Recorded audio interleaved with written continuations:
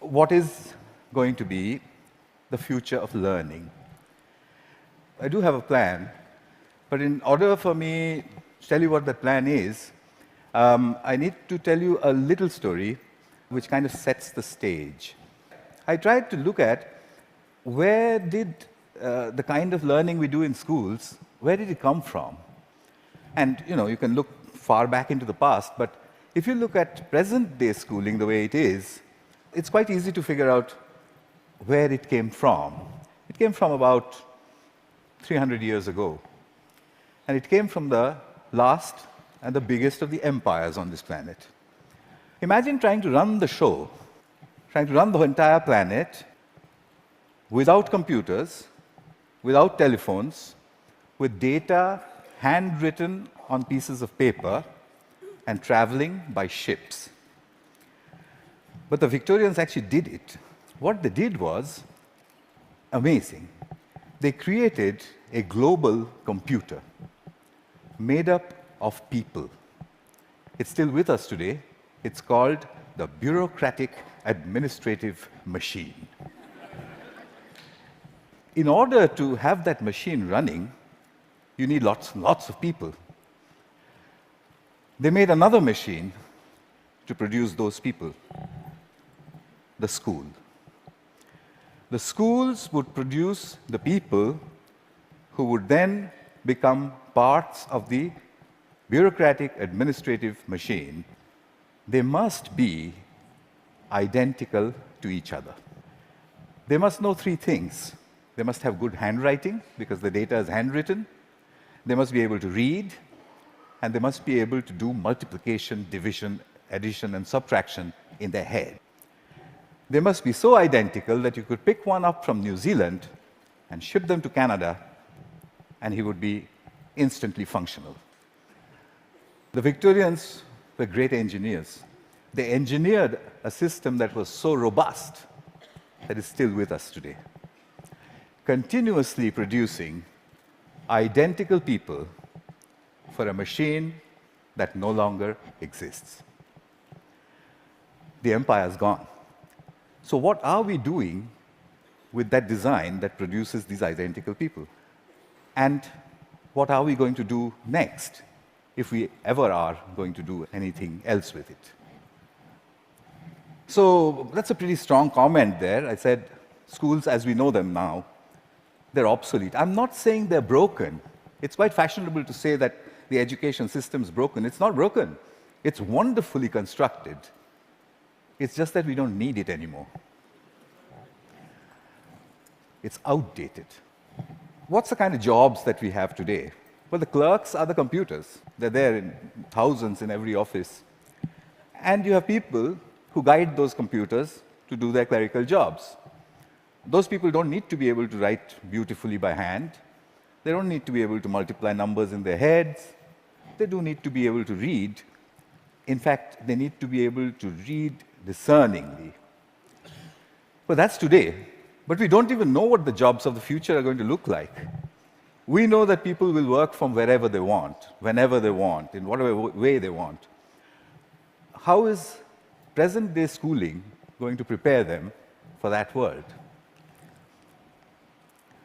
Well, I bumped into this whole thing completely by accident. I used to teach people how to write computer programs in New Delhi 14 years ago. And right next to where I used to work, there was a slum. And I used to think, how on earth are those kids ever going to learn to write computer programs? Or should they not? At the same time, we also had lots of parents, rich people, who had computers, and who used to tell me, my son, I think he's gifted, because he does wonderful things with computers. And my daughter, surely she's extra intelligent, and so on. So I suddenly figured that how come all the rich people are having these extraordinary gifted children? What did the poor do wrong? I made a hole in the boundary wall of the slum next to my office, I stuck a computer inside it just to see what would happen if I gave a computer to children who never would have one, didn't know any English, didn't know what the internet was. The children came running in. It was 3 feet off the ground, and they said, "What is this?" And I said, "Yeah, but it's I don't know." So they said, "Why have you put it there?" I said, "Just like that." And they said, "Can we touch it?" I said, "If you wish to." And I went away. About 8 hours later, we found them browsing and teaching each other how to browse. So I said, "But that's impossible, because how is it possible? They don't know anything." My colleagues said, "No, it's a simple solution. One of your students must have been passing by, showed them how to use the mouse." So I said, "Yeah, that's possible." So I repeated the experiment. I went 300 miles out of Delhi into a really remote village where the chances of a passing software development engineer was very little. I repeated the experiment there. There was no place to stay, so I stuck my computer in, I went away, came back after a couple of months, found kids playing games on it. When they saw me, they said, "We want a faster processor and a better mouse." So I said, "How on earth do you know all this?" And they said something very interesting to me. In an irritated voice, they said, "You've given us a machine that works only in English, so we had to teach ourselves English in order to use it." That's the first time as a teacher that I heard the word "teach ourselves" said so casually. Here's a short glimpse from those years. That's the first day at the Hole in the Wall. On your right is an 8-year-old. To his left is his student. She is 6, and he's teaching her how to browse. Then on to the other parts of the country. I repeated this over and over again, getting exactly the same results everywhere.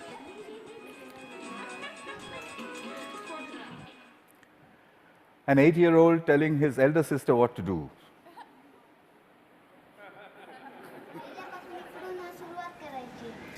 And finally, a girl explaining in Marathi what it is, and said, "There's a processor inside." So I started publishing. I published everywhere. I wrote down and measured everything, and I said, in 9 months, a group of children left alone with a computer in any language would reach the same standard as an office secretary in the West. I'd seen it happen over and over and over again. But I was curious to know, what else would they do if they could do this much? I started experimenting with other subjects. Among them, for example, pronunciation. There's one community of children in southern India whose English pronunciation was really bad. And they needed good pronunciation because that would improve their jobs. I gave them a speech-to-text engine in a computer. And I said, "Keep talking into it until it types what you say."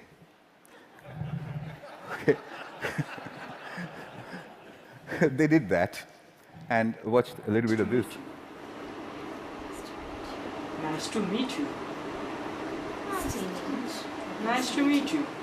The reason I end it with that, the face of this young lady over there, is because I suspect many of you know her. She's now joined a call center in Hyderabad and may have tortured you about your credit card bills. in a very clear English accent. So then people said, "Well, how far will it go? Where does it stop?" I decided I would destroy my own argument by creating an absurd proposition. I made a hypothesis, a ridiculous hypothesis. Tamil is a South Indian language, and I said, can Tamil-speaking children in a South Indian village learn the biotechnology of DNA replication in English from a street-side computer? And I said, I'll measure them, they'll get a 0. I'll spend a couple of months, I'll leave it for a couple of months, I'll go back, they'll get another 0. I'll go back to the lab and say, we need teachers. I found a village. It was called Kali Kuppam in southern India. I put in hole-in-the-wall computers there, downloaded all kinds of stuff from the internet about DNA replication, most of which I didn't understand. The children came rushing and said, "What's all this?" So I said, it's very topical, very important. It's all in English. So they said, how can we understand such big English words and diagrams and chemistry? So by now, I had developed a new pedagogical method, so I applied that. I said, I haven't the foggiest idea. and, and anyway, I'm going away. So I left them for a couple of months. They'd got a 0. I gave them a test. I came back after 2 months, and the children trooped in and said, we've understood nothing. So I said, well, what did I expect? So I said, okay, but how long did it take you before you decided that you can't understand anything? So they said, we haven't given up. We look at it every single day. So I said, what? You don't understand these screens, and you keep staring at it for 2 months. What for? So a little girl, who you'll see just now, she raised her hand, and she says to me in broken Tamil and English, she said, well, apart from the fact that improper replication of the DNA molecule causes disease, we haven't understood anything else.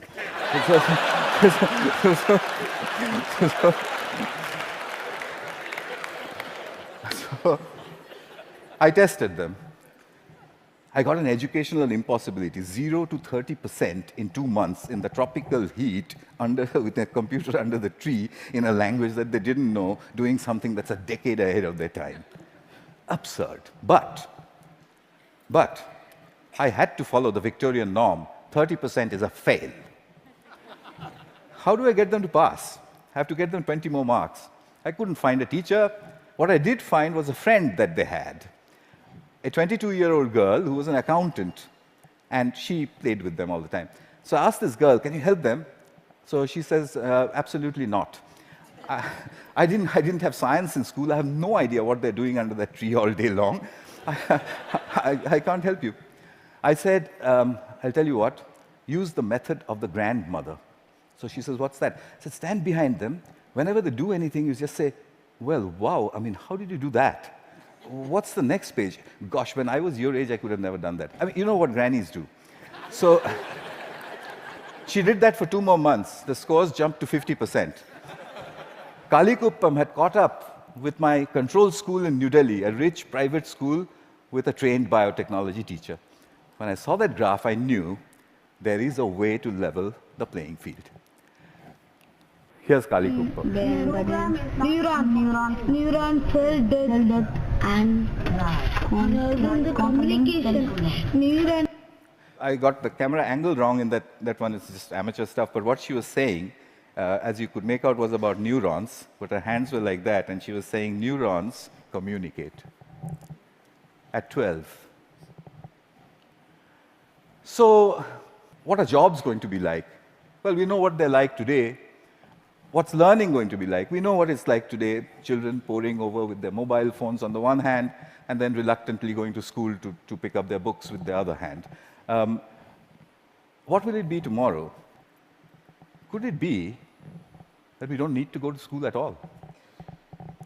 Could it be that at the point in time when you need to know something, you can find out in 2 minutes? Could it be a devastating question, a question that was framed for me by Nicholas Negroponte? Could it be that we are heading towards, or maybe in, a future when knowing is obsolete?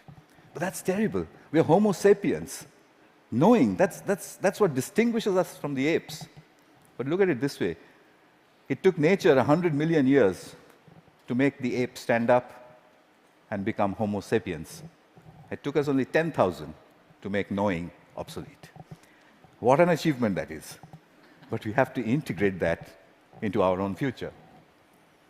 Encouragement seems to be the key. If you look at Kuppam, if you look at all of the experiments that I did, it was simply saying, wow, saluting learning. There is evidence from neuroscience. The reptilian part of our brain, which sits in the center of our brain, when it's threatened, it shuts down everything else. It shuts down the prefrontal cortex, the parts which learn. It shuts all of that down. Punishment and examinations are seen as threats. We take our children, we make them shut their brains down, and then we say, perform. Why did they create a system like that? Because it was needed. There was an age in the age of empires when you needed those people who can survive under threat. When you're standing in a trench all alone, if you could have survived, you're okay, you passed. If you didn't, you failed. But the age of empires is gone. What happens to creativity in our age? We need to shift that balance back from threat to pleasure. I came back to England looking for British grandmothers. I put out notices in papers saying, if you're a British grandmother, if you have broadband and a web camera, can you give me 1 hour of your time per week for free? I got 200 in the first 2 weeks. I know more British grandmothers than anyone in the universe. They're called the granny cloud. The granny cloud sits on the internet. If there's a child in trouble, we beam a gran. She goes on over Skype and she sorts things out. I've seen them do it from a village called Diggles in northwestern England, deep inside a village in Tamil Nadu, India, 6,000 miles away. She does it with only one age-old gesture. Okay. Watch this. You can't catch me. You say it. You can't catch me. I'm the gingerbread man. Well done. Very good. So what's happening here?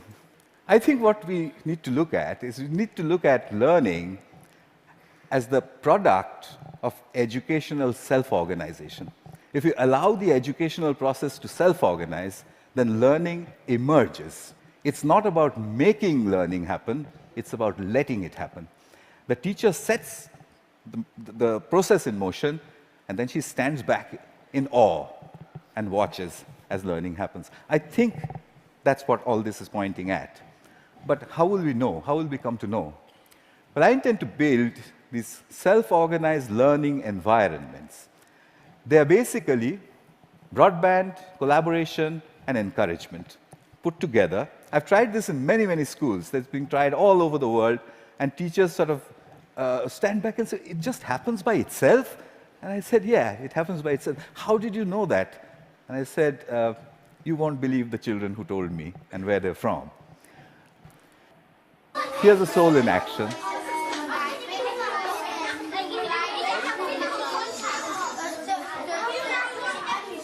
This one is in England.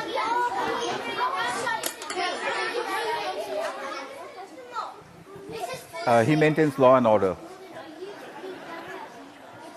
Because remember, there's no teacher around.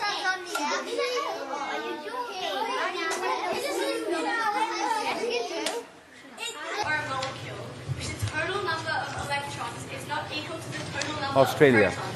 Giving it a net positive or negative electrical charge. The net charge on an ion is equal to the number of protons in the ion minus the number of electrons. A decade ahead of our time. So souls, I think we need a curriculum of big questions. You already heard about that. You know what that means. There was a time when Stone Age men and women used to sit and look up at the sky and say, what are those twinkling lights? They built the first curriculum. But we've lost sight of that wondrous questions. We've brought it down to the tangent of an angle. But that's not sexy enough.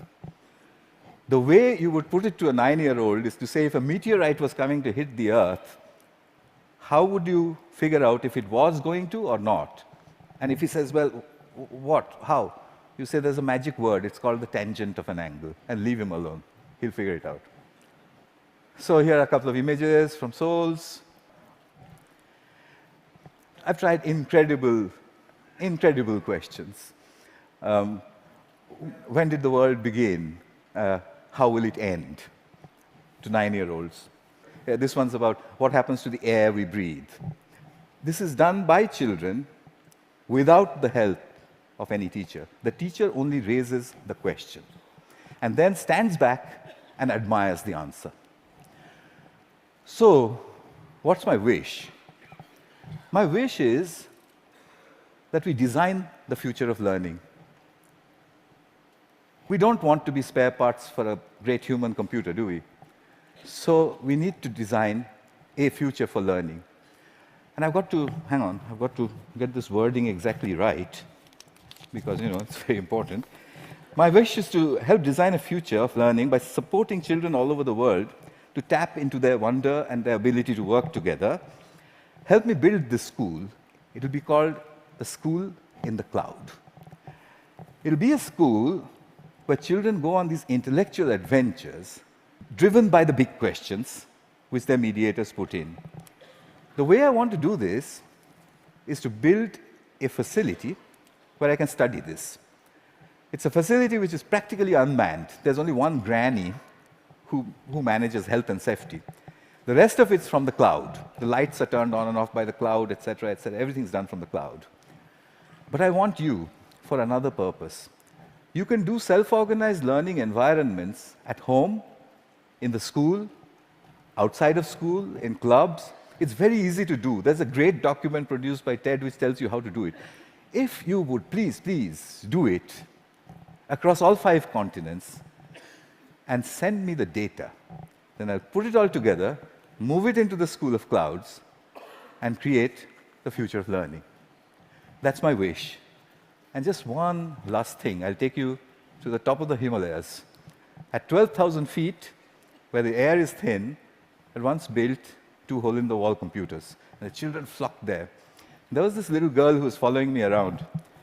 And I said to her, I want to give a computer to everybody, every child. I don't know, what should I do? And I was trying to take a picture of her, quietly. She suddenly raised her hand like this and said to me, "Get on with it."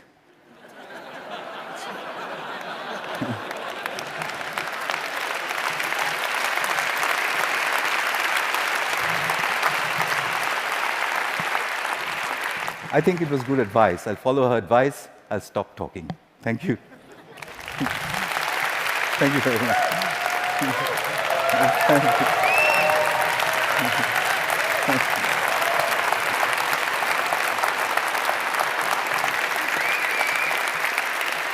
Thank you very much.